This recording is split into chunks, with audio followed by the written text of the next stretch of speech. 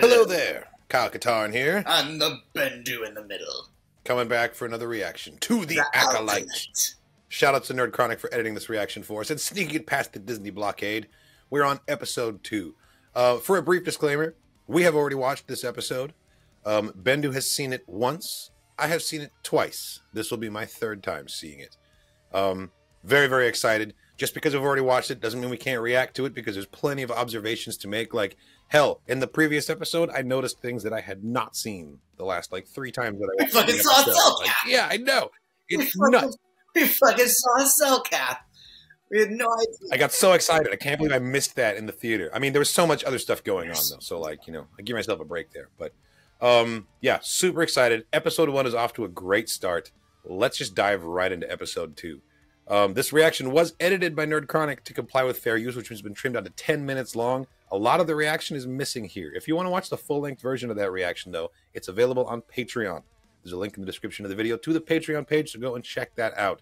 This show is so special. We've been waiting a very long time for it. I mean, granted, we've been waiting a long time for Ahsoka, but even when Ahsoka came out, the Acolyte and Skeleton Crew, we were only given names. We were only given, we really didn't know what to expect. No Yeah, shit. yeah. It was just these mysterious titles. Yeah, and this show, even with here. since episode 1, and again, like Katarn said, we've seen the first 2 episodes before, but even rewatching it, is so palpable. This show is so different and so special, and it's just there's so many things to look at. So I'm pumped to start this episode 2. Out of 8. I will also point out that episode 2 is as far as either of us have gotten. So after this reaction, everything's gonna be fresh. This is the last that we've already seen. So without further ado, episode 2 of the Acolyte. Do it. Olega. Okay. New planet. Again. Oh, look at that guy. Thank you for telling He's very us Dark Crystal, walking on his hands. Yes. It's like Jabba's palace. Achua Benki. Nice. That's pretty slick. Oh, that's so fucking cool. Just paying some urchin to make a distraction. Interesting. So at this local temple, they wear their mission robes all the time? I like how she could just pass in the halls unnoticed because everyone wears creepy cloaks here.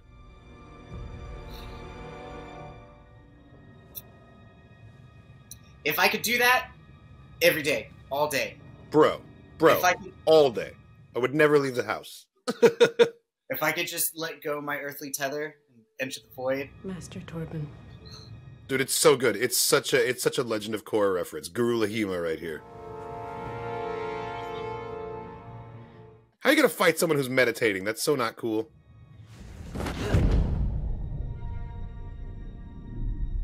Oh, I didn't notice that before. Her skin was actually fucking flattened. Yeah, it actually presses against the At first, I thought maybe she was faking him out, but no, it was flat.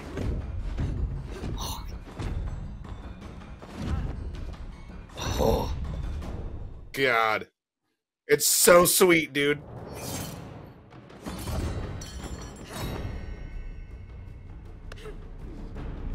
Bro, how? God, the bubble's so strong. It's so fucking strong, dude. We get to see it in a couple of, random training montages in video games of, your characters meditating and, you get to see stuff. Never like that, though. Not on that level. Not on that level. I thought that only our 2 droids did the out-of-ship work. Well, any astromech can do the job, but I'm better company than a droid. And, way more flexible. I don't understand why the Trade Federation would want mech necks over droids just because it's a Republic regulation. You don't have to pay droids. It's probably cheaper. How could it be cheaper though? You have to pay these people. I don't see how it's profitable for Frito-Lay to do it that way. They could be working together. Yorta, don't let fear affect your judgment. Don't let fear affect your judgment. Twins. I love it. He just handles him. He just Master handles him. Saul, again, coming in clutch. Yord is he's a stick in the mud, but I think that he wants to do the right thing. He'll come around.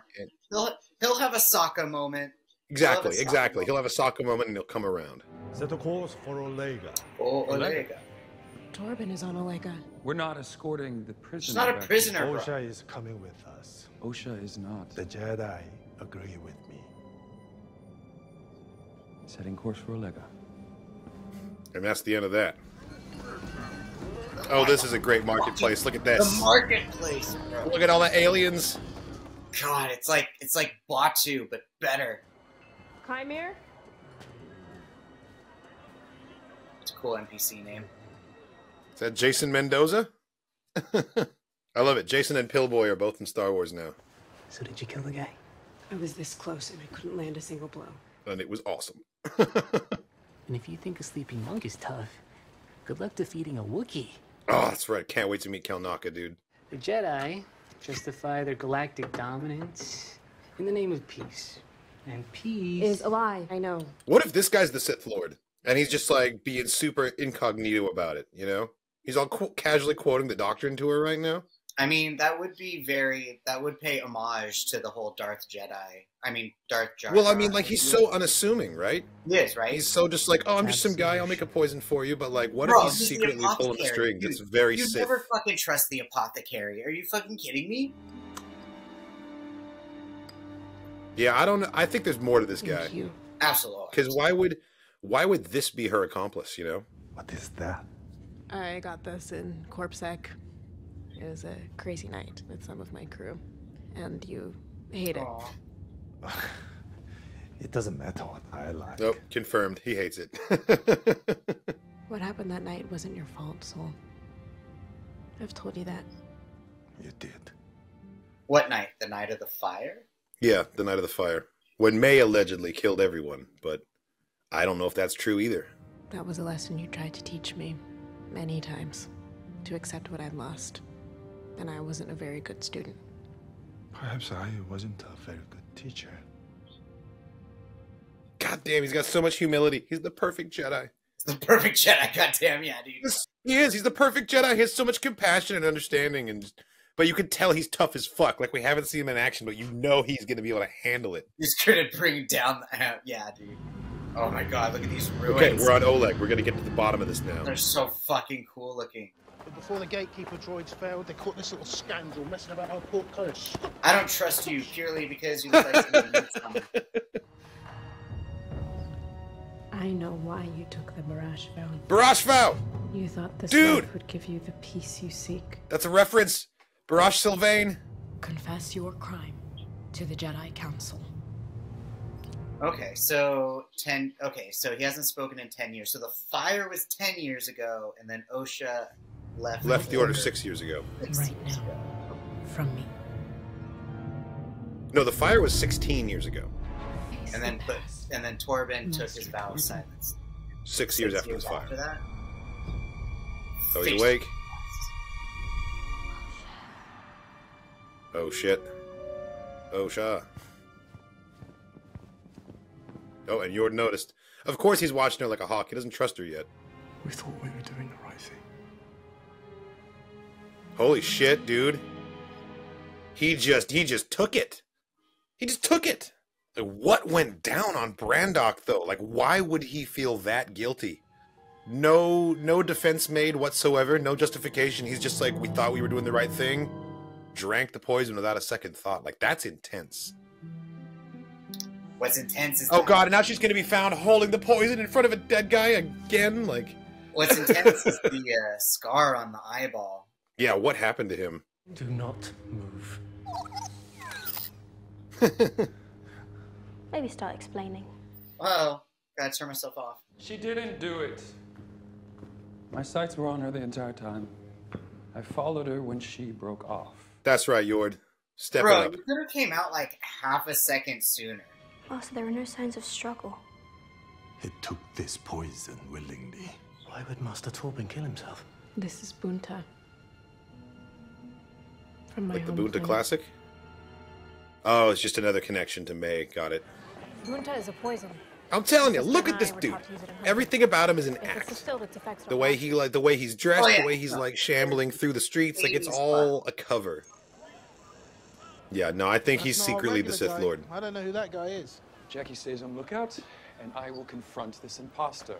Sam, Stun him, this guy if now. need be. Is that a shotgun? What is that? That thing is huge. What do you... It's old school. This is before blasters have stun settings. Hello. Hi. Hi. I'm not sure if she's passing the speech check or failing it right now. Yeah, right? Right? Or the performance check. I wanted to see you. May, are you okay? Oh. Did the poison work? That's it. That's all we need. Let's pull her out. Wait. Wait. You killed Torben without the poison. He will be so pleased. Boom. There it is. Right. There's the evidence. Go. No, I used it. See, Saul was smart not to send them in until they got a connection to someone larger than this, you know? Yeah, I love how Law and Order this is. They're like, wait, we can't bust him until he incriminates himself. I mean, like, this is like The Wire, you know? Like the Wire tapped her. Sad. Oh. Whoa, Bro, wait. creep-tastic Hold real on. quick. Back away. Where's May? This is her. I didn't know what she was going to do with that stuff. If you cooperate, we will consider letting you go with a warning. Okay, thank you. Thank you, sir. Please don't do the A memory. warning over what? But look at how much he's cowering right now. I don't buy it for a second. I just think of Palpatine being like, please don't let them kill me. Right? You know? All I know is that she wants revenge on 4 Jedi.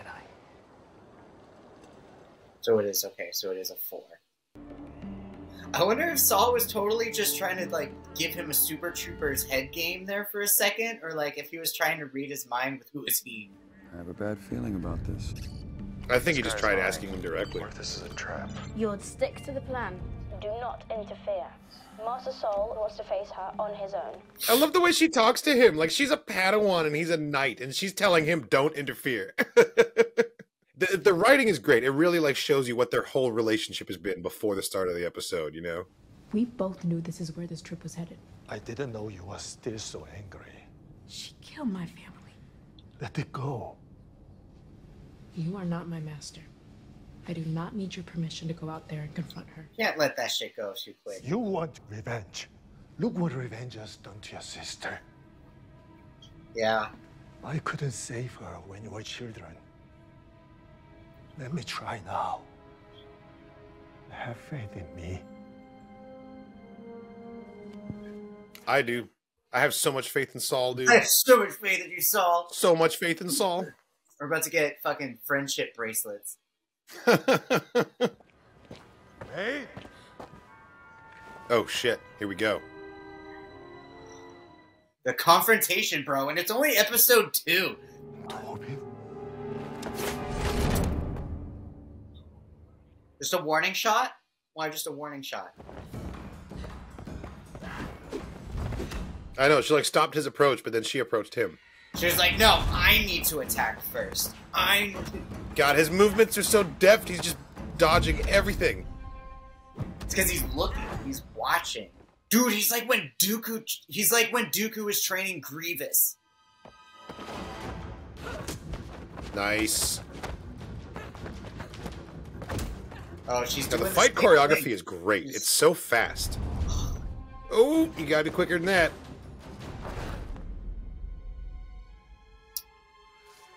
Dude! It's so slick. Too obvious. You're being too fucking obvious. It's so slick the way he's just like behind her all of a sudden. Oh, absolutely.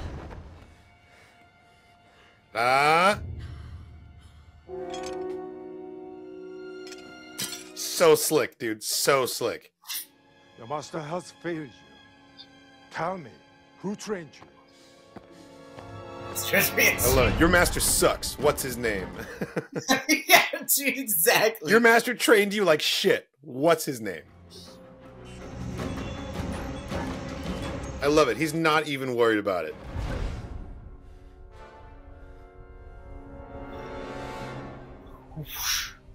What a catch.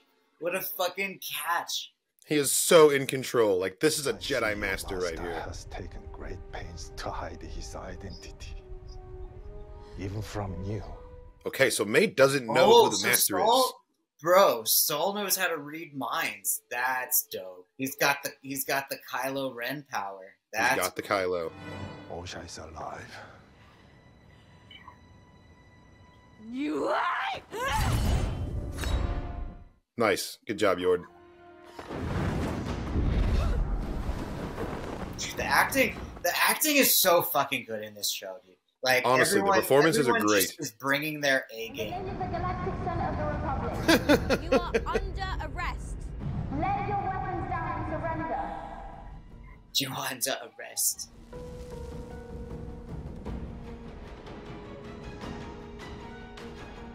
Come on, Saul. You know she's not going to take your hand. Oh, pocket sand. Bro, fucking, she's gonna pull Batman. See, I still think that Kymir is the Sith because she doesn't know who she's working for. She doesn't know the identity of her master. It could totally be him.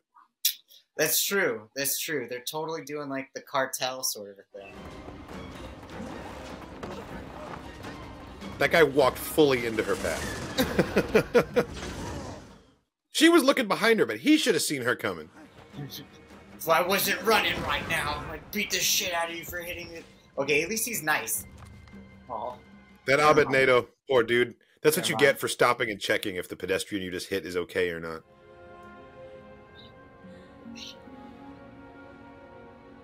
Wow, they genuinely didn't know each other was alive. Okay, again though, like that's got to be so crazy. Like twins have such a strong connection to each other. Imagine knowing your identical twin has been dead for most of your life, and then knowing that they're actually still out there. And he saw the whole thing, including the hesitation. But we know where she's going next. We must move. We don't make decisions like this without meaningful discussion, Sol. And there it is. Fuck your voting. There's the bureaucracy seeping in. He's so fucking shady. Did you see that? Do you see how fast he was, dude? I'm telling you, he's a Sith. He's the Sith. You found Kelnaka.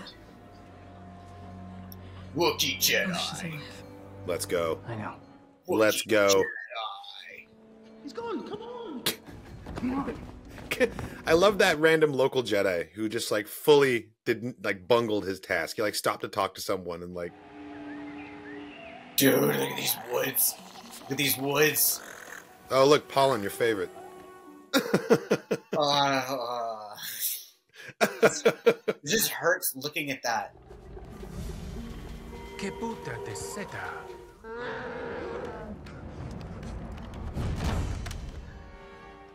I love how much of a defined mustache Kelnaka has, dude.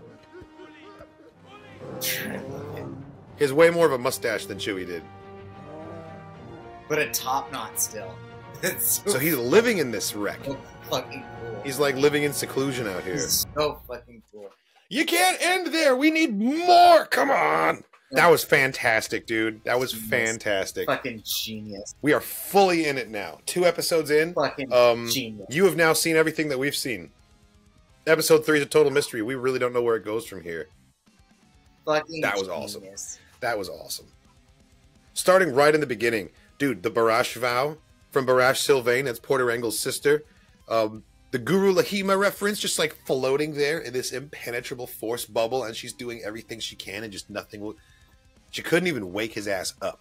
Like that's how ineffective the attacks were. Like that is some peak force mastery, the likes of which we've very rarely seen. Right? Like either A, he was completely conscious the whole time, or B, like he was purely in just like complete guilt, grief, meditation until because like she did try to speak, right? She did tell him like she's done that every time. She did it with Indara too. She was like, attack me as hard as you can. Like she keeps saying but then it wasn't until the second visit that she was like, hey, no, you remember who I am, you fucking know who I am, like this is why I'm here. And then that's when he like decidingly to woke up and was like, yeah, I've been waiting for you to come back. And it's like, bitch, you just I like to think that her voice kind of just like echoed into his mindscape, and he like woke up from it. Like he started to hear it, like coma style, you know? Yeah, recognize. But dude, like, what did he do? What the fuck did Torben do to warrant willfully drinking the poison? Like, what did he do that he feels so bad about that he was willing to just die right there? Okay, so with no hesitation. Something about that. So, because now going through my own notes for the episode. Tell me. So one thing. Going back to how you said episode 1, how everything kind of has like a different theme, a different feel to it. Episode 1, they definitely did a very solid job in giving the backstory for Osha and May, this really sort of 12th Night sort of Shakespeare backstory of like, oh, they were twins. You feel like you know what their backstory is now, but I guarantee you we don't. I guarantee you it's going to be totally turned on its head. Right, because now what we know in episode 2, but it's like the way they kind of explained it, even now, they were like, they were sisters, they were living together, they had this happy life, and then because of this whatever tragic, horrible event, a fire, people were separated, people died, and people were assumed dead. And now, episode 2, it's like we get more into we get to know who our victims are, we get to know who our targets are. This one definitely felt more like the actual murder mystery aspect to it, but not in a mystery in the sense of like, we know who the killer is, but we don't know where she is, and we don't know where the next, well, we know where Saul is, obviously. It's not really a who done it, which I was expecting it to be. It's more of a why done it. Yes. It's like, why is May getting revenge? We need to get to the victims or the potential victims as quickly as they can before they get fucking murdered. So it's like we have exactly. It's like we got to stop the killing rather than solve the killing. Like we know who's doing the killing, we just don't know why. And I think whatever we find out is going to change our impressions of a lot of these Jedi characters that we've met, and I'm really worried we're going to find out something about Saul in that past that's like really damaging. And there's a reason he's got so much humility now is because he's learning from some like awful mistake he made. Yeah. So 2 of my sub thoughts from that is like, 1, the theme of episode 2 is very much like the murder movie 7, or like the murder story of 7, where they're trying to find like the 7 deadly sins. Totally. It's a noir. This was a noir episode. Yeah, it's totally a noir episode. And then the second thought being, from your conversation, I think we briefly talked on the podcast, or not our podcast, but like our event breakdown, that episode 5 was supposed to be like a super reveal episode, or that is. I mean, that's not what I was told. That is what I inferred from what I was told. Right. What I was told is that Leslie Headland took a lot of inspiration from Mike Flanagan and his formatting for TV shows, and she brought up the fact that Mike Flanagan always has a major reveal around episode 5. So I'm thinking episode 5 might be when we actually get to see the fire. Like, so we'll get the whole flashback. We're going to see what really happened there. Because episode 5 would be a good like middle ground. That's my Bendu prediction. Episode 5. Okay. So you think episode 5 it's going to pop off and we're going to get the truth? I think episode 5 will get to be the flashback of like, this is how everybody died. This is what happened. Because then we get episodes. And then episodes 6, 7, and 8 would be the third act of the story. Yes, that is my guess. I gotcha. That is my guess. I think that shakes out. I think that sounds like what I'm expecting as well. I mean, we've got so many questions now. Like, and that's the sign of a good mystery, is that like instead of just a series of answers, we're getting more and more questions. Like, how did Torben get those scars? Why was he so willing to drink the poison? What does Saul know that he's keeping to himself? Like, what went down on Brandok with Indara and Kelnaka and everybody? How did May survive? And what did Saul see when he thought he saw her die? Right? Yeah. Like, or we have to, like, we really when it comes to the death thing, like I just thought of this now. Like, he could be pulling an Obi-Wan Kenobi fucking old Ben New Hope metaphor of like, oh well, Vader killed Anakin, and that was the day. Like, from a certain point of view, he saw her die. Like, I would be upset if they went that route, because that feels kind of lazy. Be like, oh yeah, no, May totally died in that fire. Certain point of view. We'd be like, well, from a certain point of view, May died in that fire because she potentially killed her parents and everyone. It's like a part of her, her innocence died in that fire, like, or some bullshit like that. Yeah, let's just say that's what Obi-Wan would have pulled. Say she's a killer. He would have pulled some. He would have pulled some like metaphorical bullshit like that. I don't believe May started the fire. I think the whole point of this show is going to be about innocence and trust, and the fact that May has been like, she has felt the resentment for her like presumed responsibility in this, because as far as May's concerned, she thinks she wiped out her whole family. You know, she has to carry that guilt, and that was the Acolyte. That was the Dark Master's in. That's how he got his hooks in hers, because of that. Right, and potentially the sister. Like, neither of them knew until. What if she didn't start the fire? What if she's been blamed for it, and he allowed her to think that because it makes her vulnerable? But she's going to learn that she did not do this, and that's going to break the tether between her and the Dark Master. Like, that's my prediction that I'm going to throw out there, is that May actually, she's not innocent of murder. She's guilty of that, but she's not guilty of starting the fire. It's going to turn out that something else happened. That's what I think. What if it turns out it was Osha who started the fire? And May, like, May was just blamed for it? I mean... Well, yeah, I mean, like, these Jedi, how are these Jedi supposed to know which identical twin child is which in the heat of the moment? Like, maybe they got that mixed up or something. Absolutely. That's true. You know? Or like you said... or like Speaking of the writing, though, because you talked about the writing for a second, one of the things that this show's doing, and doing right, is they have an actual writer's room. And I feel like that really comes through. Like, the only other Star Wars Disney Plus show that we've had with a writer's room was Andor. And I think that, like, the results were pretty clear there. Like, it really elevated the dialogue and elevated the overall writing. And that's what's happening here. Like, I really feel it. I know that the writer's room is composed of, like, all different kinds of Star Wars fan. There's an original trilogy, diehard in there. There's a prequels enjoyer. There's a sequels enjoyer. And there's someone in there that doesn't know anything about Star Wars. So all of these people working together has created, like, this very authentic feeling, like, Star Wars project that you can feel some sequels energy in there alongside some prequels. Like, it's dripping with prequels energy. 100%. But, like, and the original trilogy is absolutely present. Like, it's just very rewarding to get a show that wasn't just made by one camp. You know, a bunch of sequels fans made this. A bunch of prequels fans. Like, no, it's everybody. And there's flavors of all kinds of Star Wars in this. And that just makes me so excited.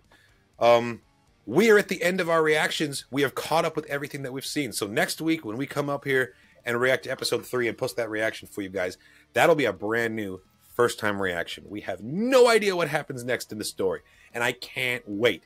I can't wait to go into this thing fresh again. Like, I really love rewatching this because I catch so many extra details, but, like, nothing beats that first-time watch, man. Like, nothing beats the emotions that you feel when you're seeing it happen for the first time and you don't know what's around the next corner.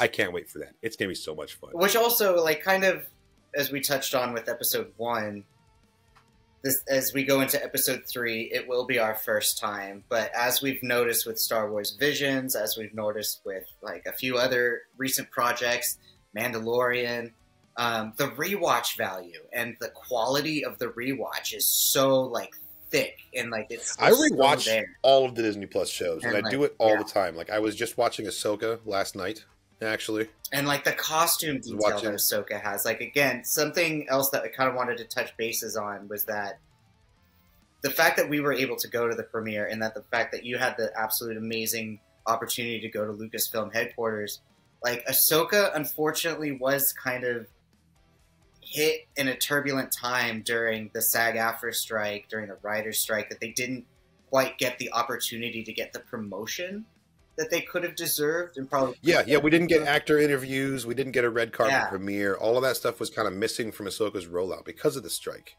But getting to see the Ahsoka cast at the premiere for Acolyte and just getting to see the amount of just love and dedication that the fans who get hired to work on the show, like, it's so cool now as a fan getting to see, like, it's actually people who, like, love the project, who are actually making the project. Like, let's fucking go. Well, I mean, like Amandla, like you were talking about, she's a prequels diehard, you know, and now here she is in the Star Wars, like, representing us, the fans of our generation. Like, it really is an exciting time. Ironically, that, like, people our age are making this stuff hundreds of years before anything. That, like, its own script. Yeah, speaking of which, it's High Republic era. It's disconnected from the things that have been established. Like, we don't know about the Skywalkers. They're not even part of the story.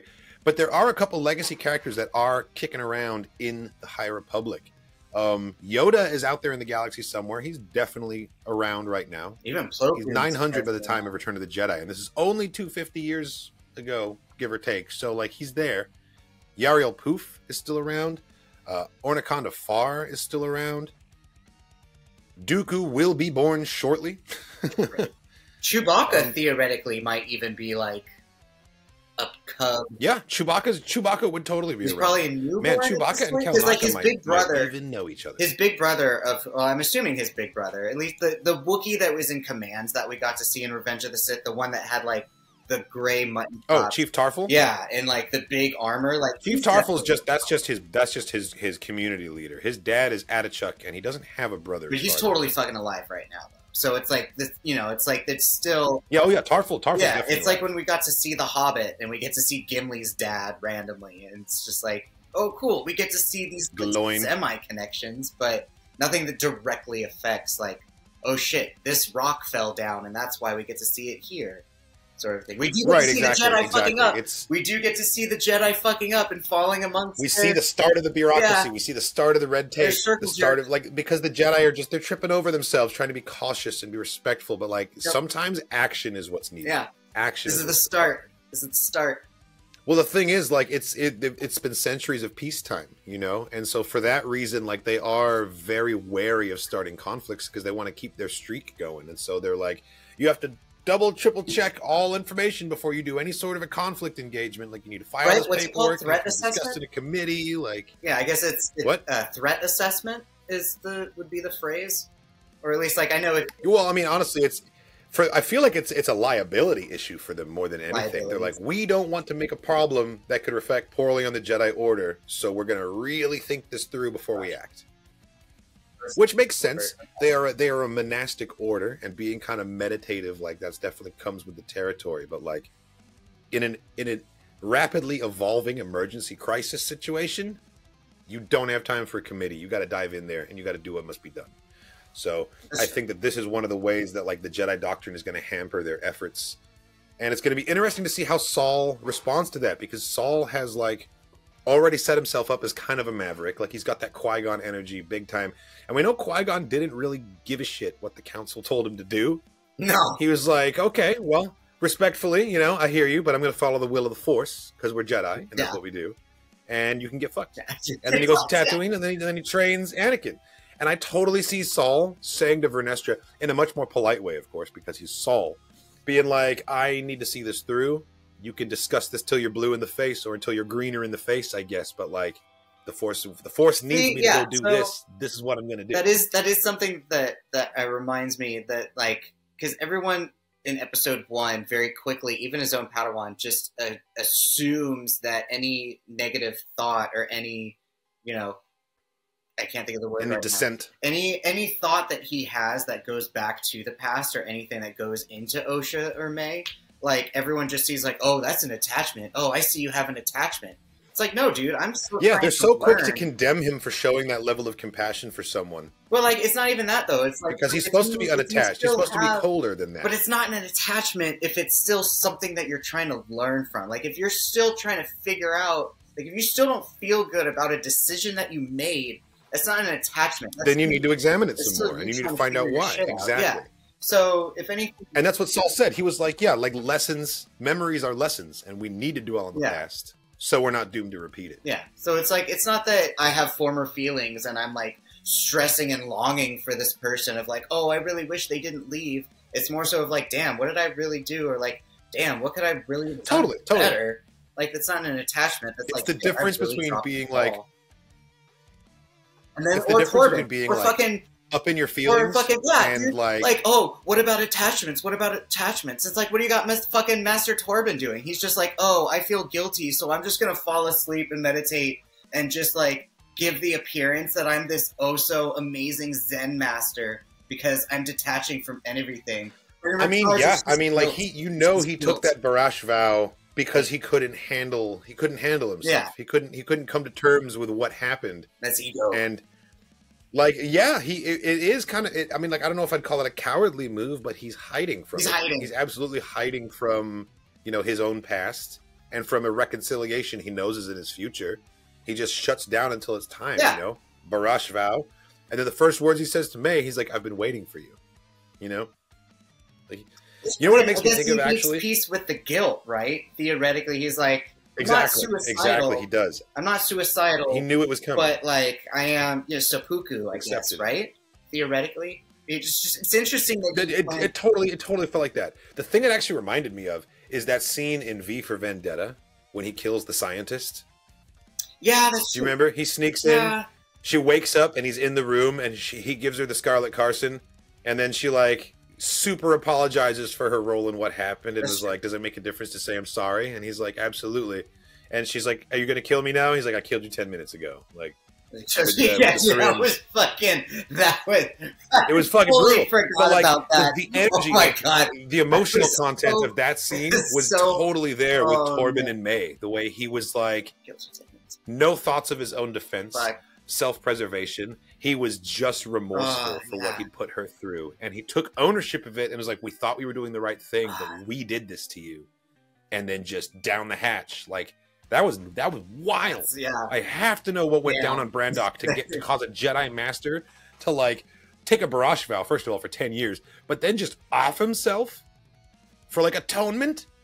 That's intense. Yeah. That's super intense. And this is pre-Force Ghosts. Force Ghosts are not a thing yet. So, like, because sometimes a Jedi dies and you're like, okay, well, whatever. He'll just be blue in the next movie. But not here. Like, that has not been, like, that skill has not been unlocked. Or, like, okay, well, wait. Once you're dead, wait. Okay. Force Ghosts, okay, let's take that back. Force Ghosts are still a thing. They're just...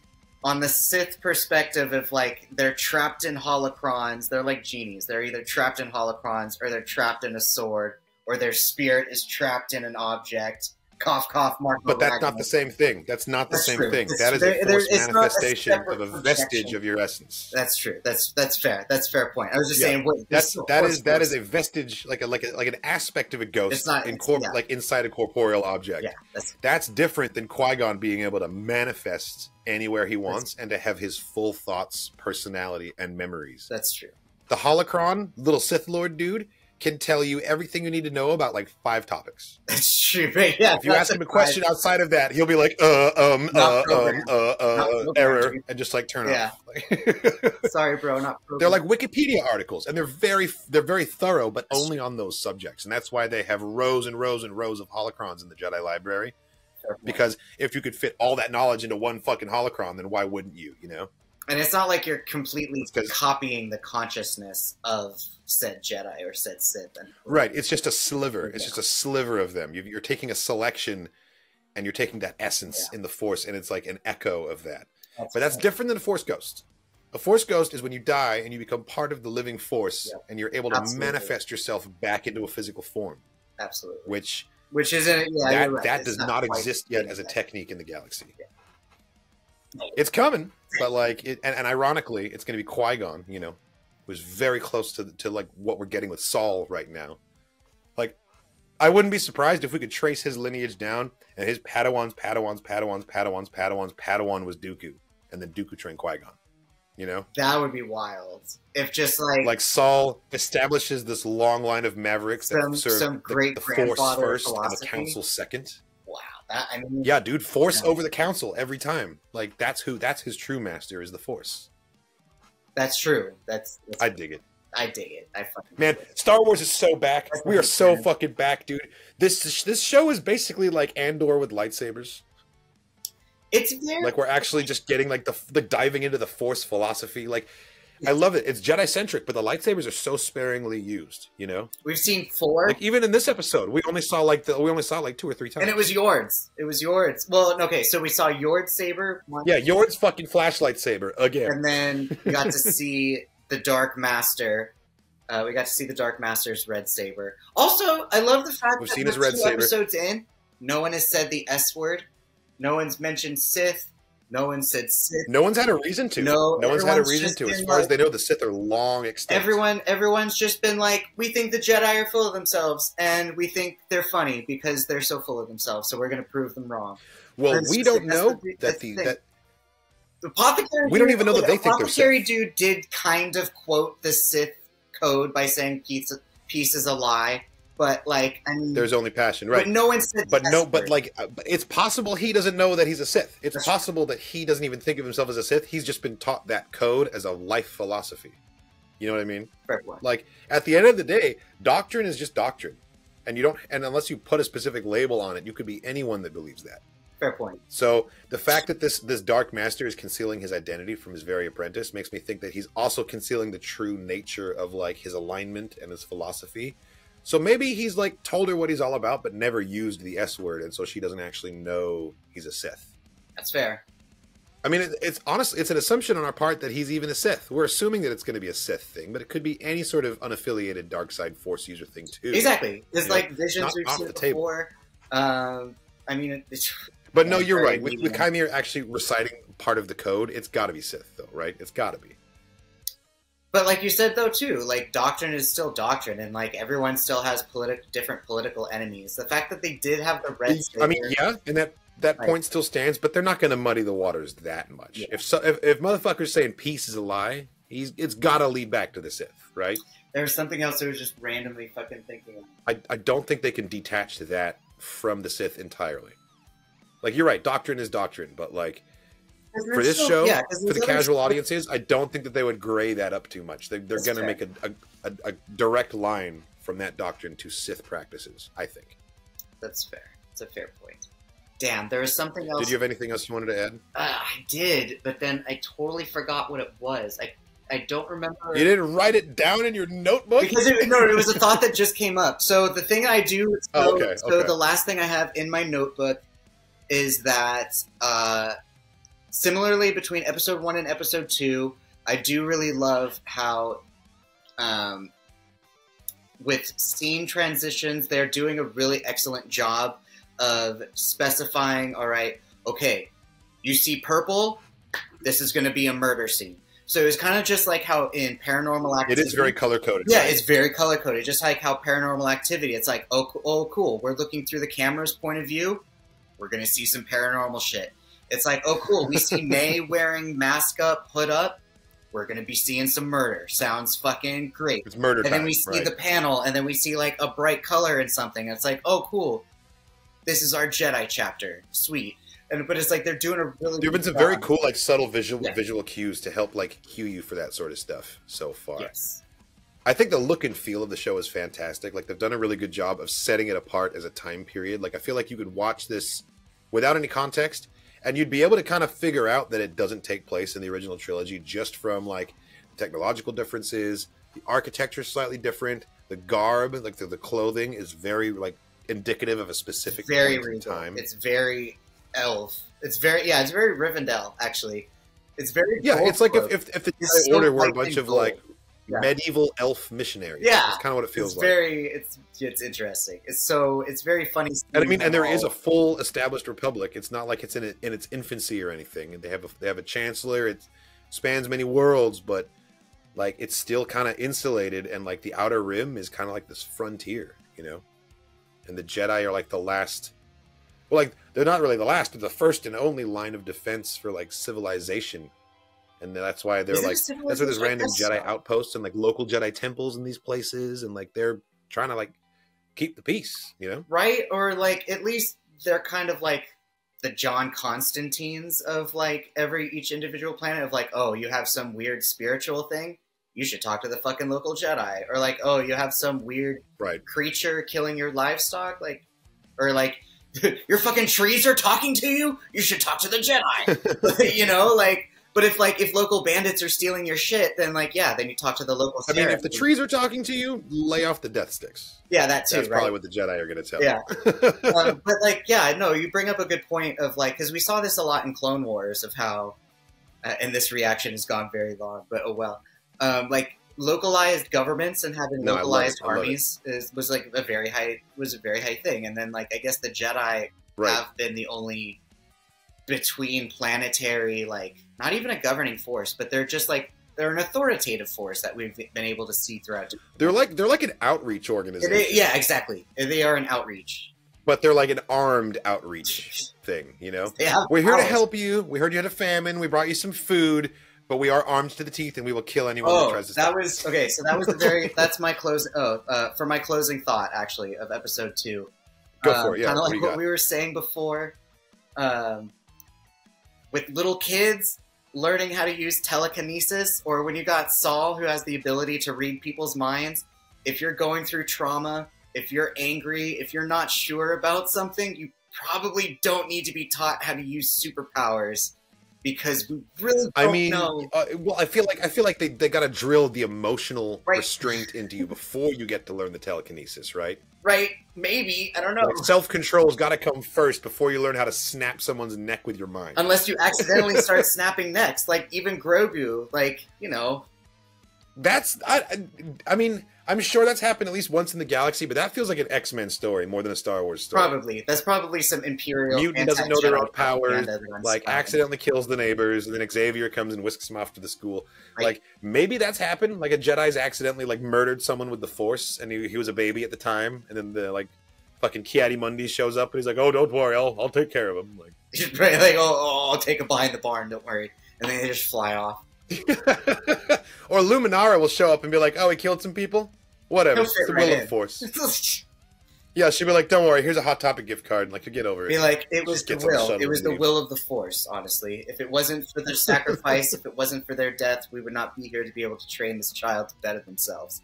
Like, that's some Luminara. They always have some like cycle way of like justifying and rationalizing any decision. They're like, "Oh, you know, the Force, will of the Force. What do you want?" The will of the Force. Yeah, this was fantastic. I really enjoyed these 2 episodes. I can't wait for next week though, because we get to dive in fresh. Kel Naka, for the first time. Fucking Wookiee Jedi, bro, live action. It's about to be Wookiee time. The only I can't wait, man. I'm so hyped for a Wookiee Jedi. It's gonna be too good. All we had is Gengi, and like this is the time that we get to see a Wookiee Jedi in live action in his prime. So maybe and he's a master. He's a Jedi master, right? All 4 of the people on the target list are full-blood masters at this point.